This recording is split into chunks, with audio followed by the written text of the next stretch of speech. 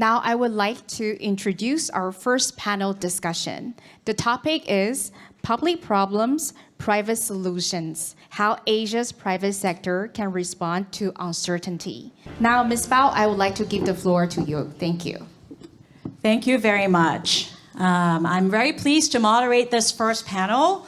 As it was announced, our panel discussion is really focused on public problems, private solution, how Asia's private sector can respond to uncertainty that we're facing. And I'm really pleased to have three leading business figures in Asia joining me on the stage today. Daniel Tsai, who is chairman of Fubon Group, Lim Boon Heng, chairman of Temasek Holdings, and Takeshi Niinami, chairman and CEO of Suntory Holdings. So these are business leaders from Taiwan, Singapore, and Japan.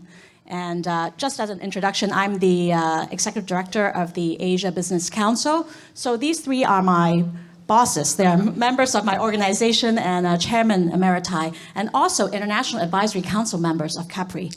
So congratulations, Shirley, for bringing this wonderful group together.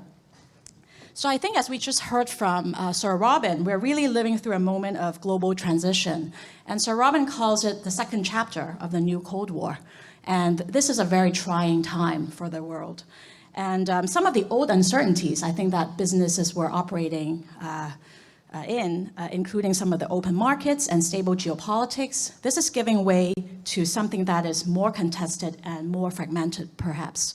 So in the Asia-Pacific region, many of the economies, including the ones that we are representing here, they're rethinking how they're positioning themselves, not just in light of the global dynamics, but also thinking about domestically how they are boosting their resilience, competitiveness, and also long-term sustainability. So I think what's connecting all of this is really a shared recognition that what we're talking about, economic resilience and sustainability, I think a lot of conferences talk about these things very separately as separate issues, and there's a lot of depth and insight there.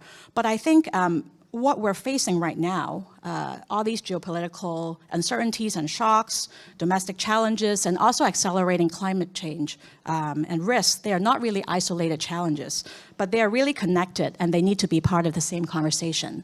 So today, I am very pleased that we'll hear three perspectives from our business leaders that move across the different layers of this collective challenge.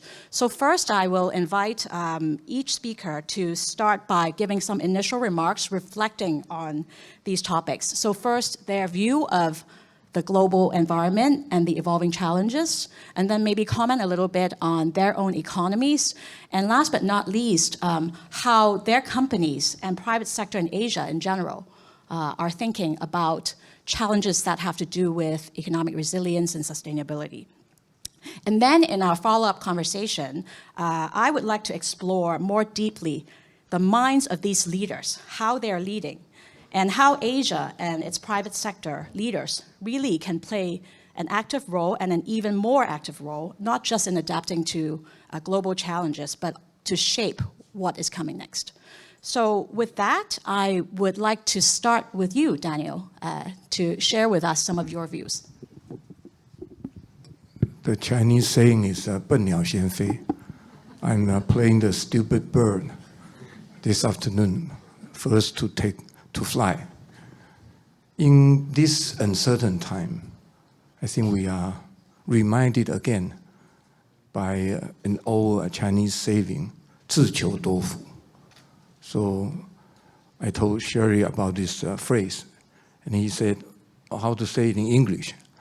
Luckily, we have ChatGPT. So the answer I was given is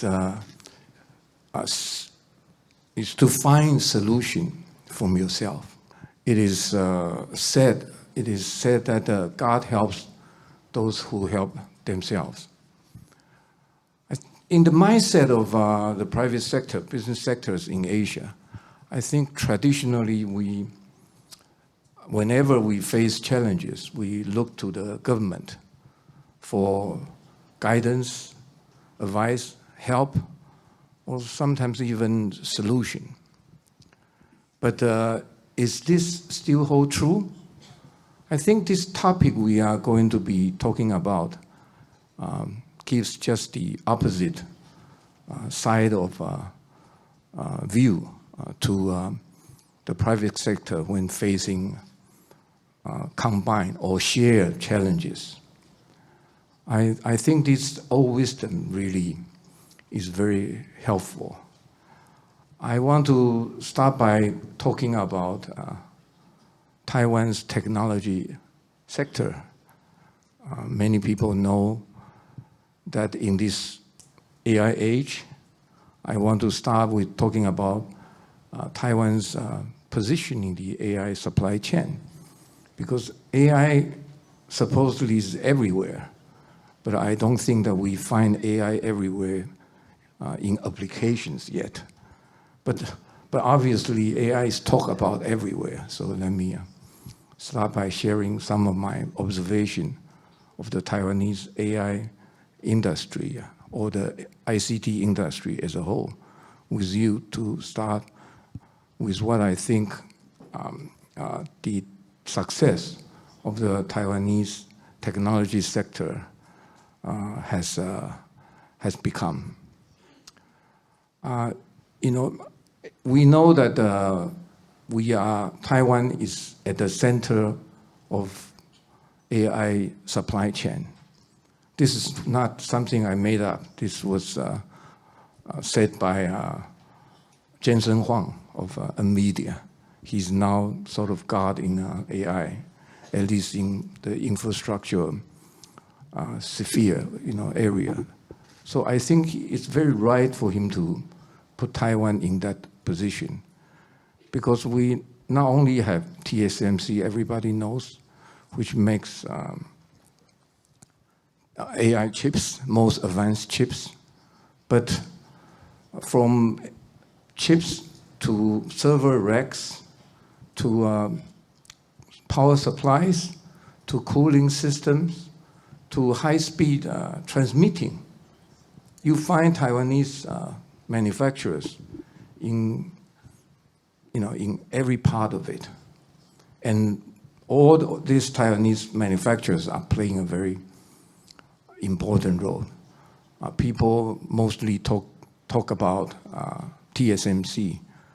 Of course, TSMC's success, you can say that was initiated by the Taiwanese government's industrial policy some 50 years ago. So the government set up this institute for technology research institute, which incubated TSMC. They smell that AI is coming. So because they had experience and they had the agility and already the manufacturing capability to accommodate themselves to this rising of AI. So I think for industrial policy, I remember in the old days in Japan, I think Tak would agree with me, MITI was used to be called Almighty, because every industrial policy in Japan was set by MITI as well. So it was a government-led economic development, probably in less mature economy.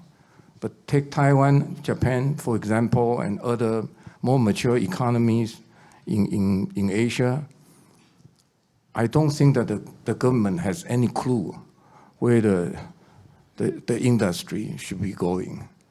And because, as I was saying jokingly this morning, that the reason why the private sector can survive is because we want to make money, and we find ways to make money, even in difficult times. So we find solutions and we find directions on our own.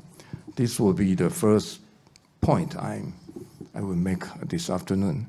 The second point is we talk about security. I think increased military spending is inevitable. And it's going to put a strain on the national budget. And so I think for the public sector to try to draw on the experience the energy, the capital, and the innovativeness of the private sector to create more PPP, private,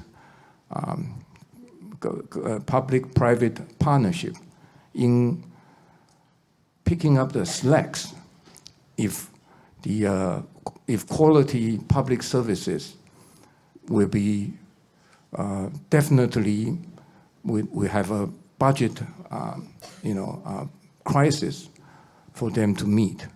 And I think especially in maintaining public safety net, private sector across Asia should try to step up more to take on more responsibility in helping the public sector to maintain a good safety net.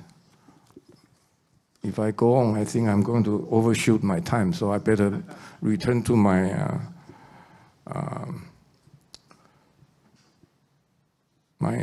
draft. We talk about Trump's disruption. Lately, the tariff war had created huge turbulence in the FX market. And I think Sir Robin was very right in advising us to try to diversify ourselves away from just one market, especially if diversifying also meaning diversifying our revenue in different currencies. Taiwan, we all know, is a very export-dependent economy.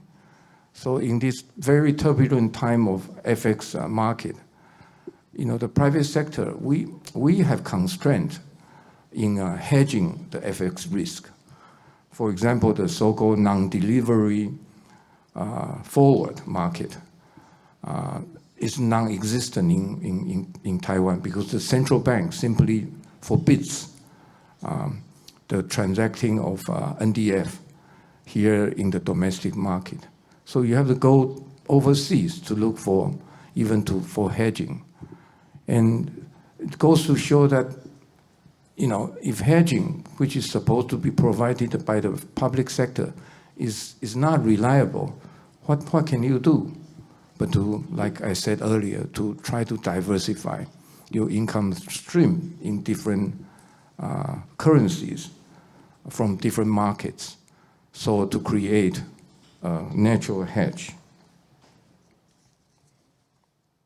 And of course, we cannot avoid but to talk about sustainability. And we all know that sustainability, decarbonization is facing tremendous headwind, and we probably all know what it means. But I've always thought that the Earth, there's only one Earth, and it's ours. If we don't save it, who else is going to save it? If the public sector cannot, take the leading role, why not us private sector business leaders trying to make ESG or sustainability as the DNA of your business? I want to share a little bit of what we, as Fubon, as a group, do here in Taiwan. First, we set up a green energy fund because we are a financial institution. We all know that what we can contribute the least is capital. So this fund, what we do is we provide exit to the green energy developers in Taiwan so that they can recycle their investment and try to build and develop more green energy resources. And not only that, we talk about, I think Sir Robin also suggested very wisely that we should try to react to the present challenges collectively. So we have been trying to also participate more in the collaboration of our fight in this climate change, against climate change. So in 2023, we were invited to the ESG seminar at the APEC Finance Ministers meeting. And in 2024, we represented Taiwan's financial sector in the WTO Public Forum.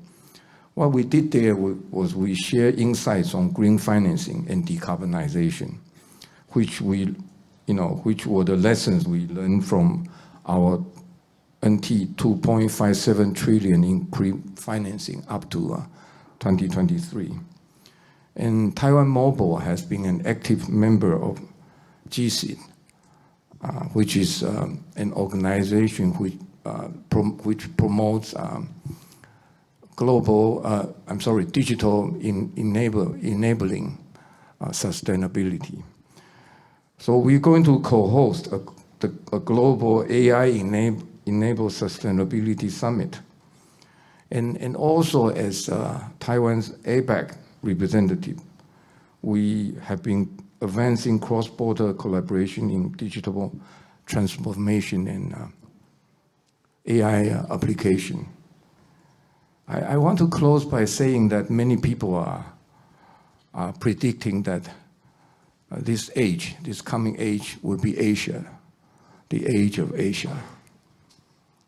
And especially the globalization and regionalization has made us even more important than ever. So again, taking on Sir Robin's advice, to try to face up to all these challenges collectively as a private sector, as the private sector is probably the only solution going forward. Especially, I think the collaboration is not going to just be in the sense of promoting or enhancing prosperity in Asia.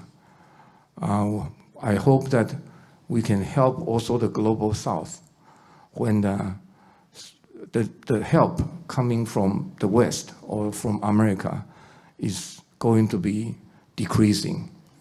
How can we also help the global South as we, become more prosperous? So this, I think, is the direction that the Asia private sector can go, and we can all collectively play a more active role. That ends my note.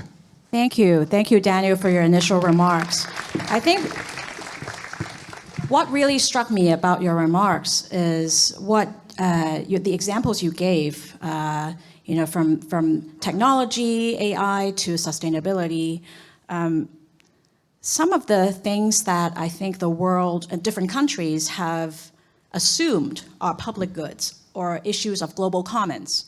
These are increasingly in the line of sight of private sector, and that you're saying that private sector needs to play a bigger role in it. And I think that this really coincides with a time when there is an erosion of public trust in institutions, from government to scientific institutions, even to universities. And it's very interesting to explore the role of private sector in fostering more collaboration and solving some of these really grave challenges.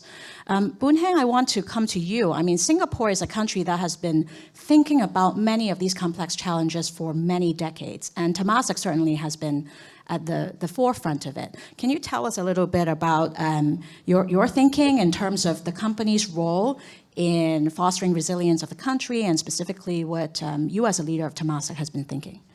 Thank you, Janet. Well, as Sir Robin Niblett has mentioned, the world has changed. And globalization as we knew it, I think is a thing of the past. But I want to draw out one point which I think is missing from Sir Robin's analysis, because he focused on the geopolitics. But the world has shifted because free trade no longer provides large numbers of people good jobs to earn a good living. And this is especially so in developed economies. And therefore, that causes social tensions and social strife. And politicians respond to that. Whether rightly or wrongly, it's a matter of debate, but it's also one of the reasons why we have this troubled world. The next point I want to bring up is that whilst countries are responding to building resilience, it is also because of our experience with COVID-19. COVID-19 underscored the need for resilience and highlighting the dangers of relying on a single provider for critical goods. So economists now realize the importance of self-reliance or diversifying supply sources. Now, I take my own country, Singapore. We have no natural resources, and we must ensure our supplies of water, energy, and food. We will be self-reliant on water if our energy supply is resilient through using recycled water or desalination.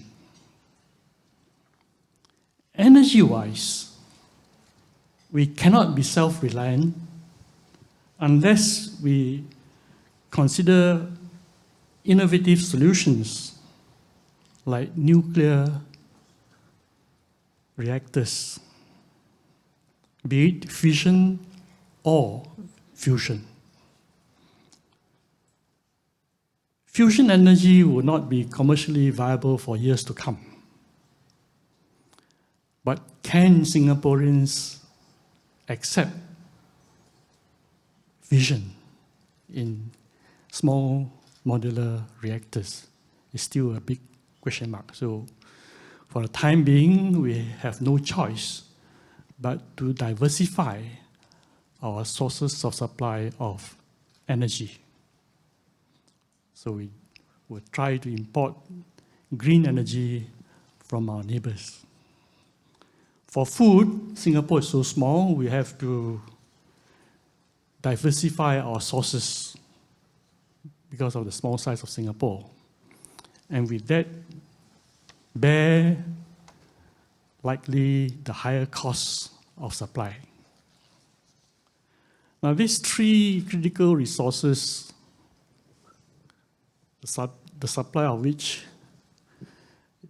will matter to all countries, big or small. Another issue which Sir Robin mentioned is about intellectual property as a critical resource. So economies compete to own by creating leading-edge intellectual property for technical and commercial advantage. But as we know, some economies try to maintain their edge by restricting others' access to such intellectual property. With respect to intellectual property, quality human resources is critical. So the smart economies take a long-term view and invest in education, developing good schools and universities, and also investing in continuing education and training. And everywhere, investors look for economies that invest in their people. And our economies will build resilience through either self-reliance or diversification, or diversification. So long as the world leaders do not, cannot, or will not come together to discuss these common concerns and build a new world order, frictions will rise in intensity as each economy acts only in its own self-interest. Now, when each economy looks after its own self-interest only, then large countries have an advantage because they have a bigger market. And small countries like Singapore are at a grave disadvantage because of small market size. So this is a backdrop to this more turbulent, chaotic, and unpredictable world. But as Daniel says, in business, we take the world for what it is. So how should businesses operate? Well, first, we examine our purpose. Purpose is our North Star that guides us no matter what the state of the world is. Now, for the enterprise that I chair, our purpose is so every generation prospers. Now, it's not just for every generation of Singaporeans because we are a Singaporean company, but it's for every generation in all the geographies where we operate, because we are a global investor. Now, I know that some multinational companies with long histories and years of experience operating in different geographies also operate to a similar kind of philosophy or similar purpose. Now, in an interaction with a business leader recently, I asked him how his company was doing business in a certain country. His reply showed a deep understanding of the world. He said, "We have to solve their problems."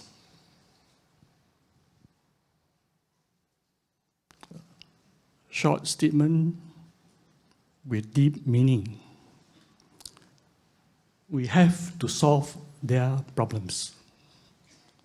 So in this world, there are companies that have long adopted the philosophy of producing goods in the economies where they operate, or if that's not possible, within the region so that the supply chains are short.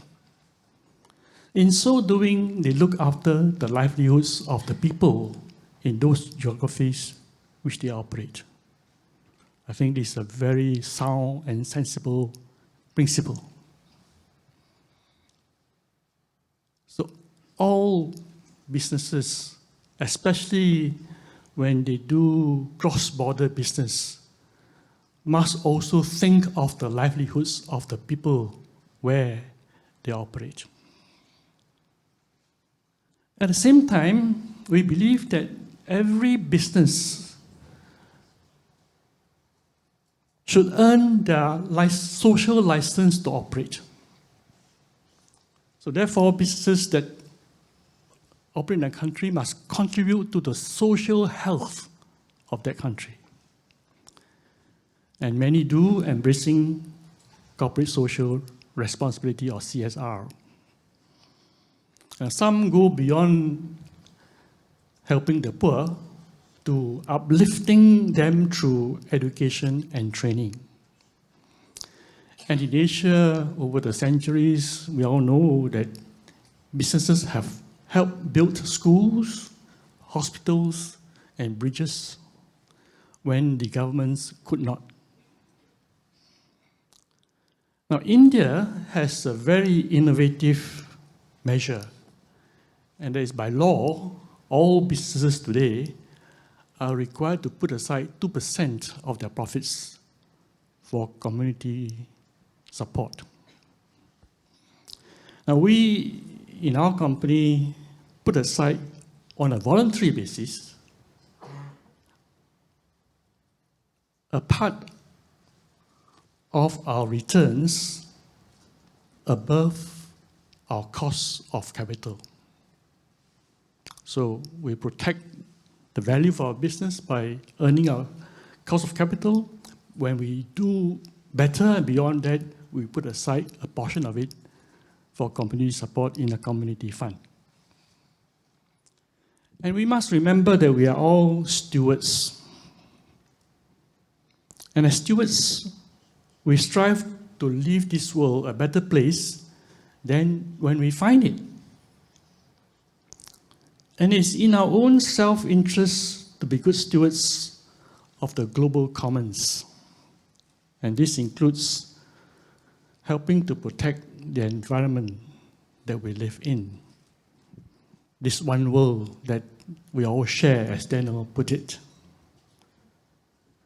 Combating climate change is our collective responsibility. There's no business to be done in a dead planet. And we know that if the world does not succeed in combating climate change, by the year 2050, the world would lose 35% of GDP.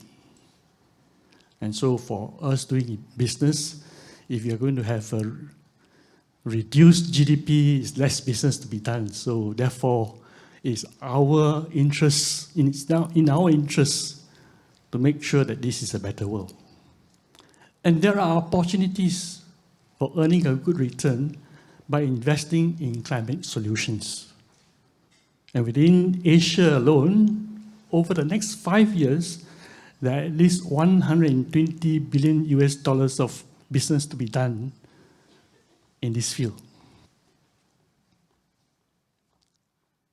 So as a company, we targeted to achieve net zero, which we have done. And we have also set ourselves a target of reducing the carbon emissions of our portfolio to half from our 2010 baseline by the year 2030, and to net zero by the year 2050. And we work with our portfolio companies to work out their plans of how to achieve this in the years ahead. And we have been investing in sustainability. We have Singapore dollars, $38 billion in companies that are in sustainability or sustainably focused investments. And we put aside $6 billion in a subsidiary called Gen Zero to help drive new innovative solutions for climate change. And then we have an internal carbon price. So for every new investment that we make, it must also clear our internal carbon price, which currently is US $65 per ton, and going up to 100 in the year 2030. And then we share knowledge about sustainability through our Eco-Prosperity Conference. This year's edition was held just last week, attended by over 4,000 people from around the world. It's a platform for people to share their ideas and their solutions to combat climate change. So in summary, we stay aware of world events, adapt to the changing world, act decisively according to our purpose, contribute to the well-being of our communities, and strive to be responsible stewards of the global commons. I think if more join us, we believe we all can build a better world. Thank you very much, Boon Heng. I could not have summarized it better. Working with purpose as business, not just for the license to operate, but also for the prosperity of people's livelihood and also the planet.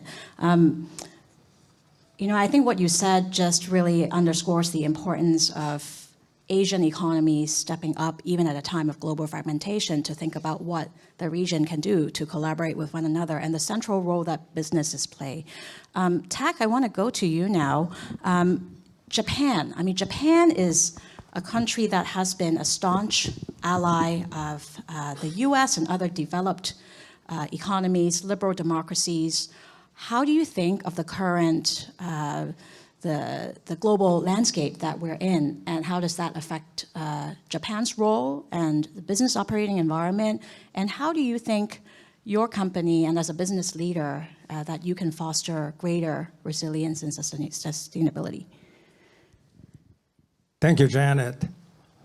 You're right. We thought that Japan is the best ally of the United States. On the contrary, we've got a huge wake-up call. As a matter of fact, we got the two wake-up calls. In the middle of the tipping time for Japan, we just woke up from a 30-year sleep, and which means the deflation. Don't forget that deflation is such a monster. That reduces a hugely animal spirit. And having said that, the corporates of Japan accumulated as much as $2.5 trillion as excess cash. And by the way, the first wake-up call is the Trump announced that Japan is one of the countries to be targeted to reduce the deficit. Over years, I would say, since Trump retired from the first term, we increased the investment to the United States, and we've been the biggest foreign investor for 5 years. Ended up generating as many as more than 1 million jobs. Though President said Japan should reduce the trade deficits, and because of the current tariffs on the goods exported to the United States, our GDP would be hurt by more than 1%. And definitely we have to avoid that kind of enormous negative impact, because we are now moving toward the better economy. So we have to avoid it, and we'll have the upper house election in July too. Second impact was which happened in Europe and the NATO. That was a huge wake up, knowing that we don't have any peace dividend, which we enjoyed from the United States mostly. So the first one, going back to the first tariff impact, if this continues, the US will definitely go into recession. Not only because of Japan, mostly the relations between US and China. 10% over the Chinese products to United States, that will increase the 0.7% inflation. And the MIT report said, and Secretary Besant talked about it. And definitely, U.S. Is now in the trajectory to the recession. Who wants to invest it to the country which is toward the recession? Nobody, right? Japan has to think about where to invest then. Japanese corporates have the thousands of billions of dollars. Where to go? Now in the United States, right? Then where to go? Perhaps India, perhaps Global South. We have to re-strategize what to do in terms of investment. Because the country where is going toward the recession, we never invest, right? So that kind of warning should be given to the United States. I did through the CNN and Bloomberg, because we like to invest in the United States, because US is still the country with innovation. But if this goes on, there's no way for us to diversify our investment furthermore. Second, wake-up call from NATO, Europe.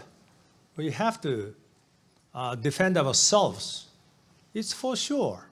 We have to work with the Australia, South Korea, perhaps Taiwan, to upgrade the deterrence capabilities. So we will. But how? How to do it? But think about the current North Korea. Nobody's stopping. North Korea is now developing nukes, I'm sure, and getting technology from Russia to develop the ICBM. If this continues, definitely that will impact to the South Korea. If that happens, Japan will get the impact. Already 20% of the general public of Japan supports to own nukes. We have to, stop this kind of trend. We will celebrate the 80th anniversary of the nuclear bombs to Hiroshima and Nagasaki this year. At this year, we are talking about nukes in this region. Something's wrong. Something's wrong. We have to talk, working together, how to stop this trend in this region. Because we've been using our wisdom not to make use of the nuclear weapons for many years. But we are thinking about the nukes. And Japan has to think every option because of the current rogues, which are very active to think about the nuclear options, right? So we are now very negative tipping point as well. We have to work together. What is the resilience? That is we have to depend on our wisdom, our integrity. And together with the AI, if we make use of AI for multi-use, that is more dangerous than maybe nuclear weapons. So Japan is a tipping point, good or bad. Anyway, we have to handle together with the like-minded countries like here. So that's what we have to do. And let me talk about a little bit the Suntory. We are a beverage company, and number 3 in the spirits, number 5 soft drink. Supply chain is so important. And 3 things. One, we are changing the business portfolio, focusing on higher gross margin and differentiated from other products. So definitely more, inclined to the profitable profits so that we can be more resilient than other companies. And the second thing is we are upgrading the intelligence activities. We hired lots of famous scholars and think tankers so that we can be resilient and we can raise our capabilities in foreseeing what's going to be happening. But we have to assume more costs because we have the plan A, plan B, plan C, multi-scenario planning. That is so important, which didn't happen before. So that means we have to be resilient by changing our portfolio of business to be more profitable, more much stronger than our competitors. Lastly, the key thing is how can we be trusted by society? That is the most important factor to be resilient. We business is not trusted. Government is not trusted. So the business is now to be trusted by society by giving back to society much more than before. Society is a last resort for us to be able to rely on for us to survive. So now is the time business leaders in Japan are working together to work with the civil society to support the children in poverty and so forth, so that we are trusted by society. That's what we have to do. Thank you. Thank you. Thank you very much, Tak, for sharing with us your views on Japan, and also just rounding up by talking about the importance of rebuilding trust as businesses, and how really the future of private sector is really intertwined with society, with your consumers, with suppliers, with people you work with. I know we are almost running out of time, but I do want to spend maybe 1 minute each for each of you. Share a bit about, what as a leader in Asian business, do you think gives you hope for the future? And how do you push forward in this really trying time? So I know could be the next hour, but perhaps give you the challenge of 1 minute each, and then we can round up the session. Maybe, Tak, you can talk about, maybe elaborate on your trust. I'm optimistic trust point. because I've been talking as the leader of the Business Association of Japan to represent Japan's business. I'm asking all business leaders of big corporations, donate your money to civil society, because we can't rely on the government. Government is not effective. They never think about what they spent. They don't care about the efficacy, but business cares.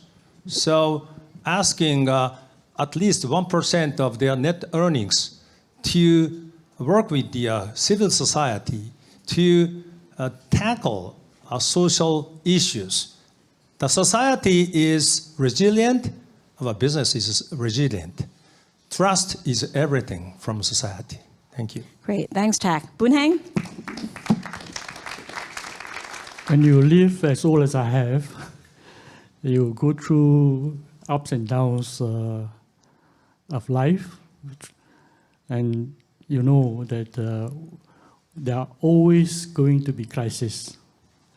But human nature is such that in every crisis, we will find solutions and we will rise and overcome it. So today, while Trump tariffs, all that may be on everybody's mind, if it doesn't go the way of developing the US economy, surely somebody will get him to change if he doesn't change himself. And surely the United States are not going to go down that path blindly. And so we must be optimistic that something positive will happen, right? And if you want to do business, you must always be an optimist. Thank you, Boon Heng. Last but not least, Daniel. We all know the problem of democracy is the constant change of government. That's why, of course, government is never to be depended upon. As a private business leader, I firmly believe that fate is in our own hands, and we, collectively, the private sector can find a wisdom to, withstand not just the present Trumpian or Trumpian headwind, but also overcoming future challenges. So we have faith. I think we cannot go on if we lose that faith. Thank you. On that hopeful note, will you join me in thanking these wonderful business leaders and sharing their perspectives? Thank you very much. Thank you again to our moderator and our three panelists, and thank you again for ending this discussion on a can-do spirit note. Thank you very much. Ladies and gentlemen, we would like to ask you again to put your hands together for our three panelists as they make their way back to their seats, and to our moderator for that very insightful and engaging conversation from the private sector's perspective.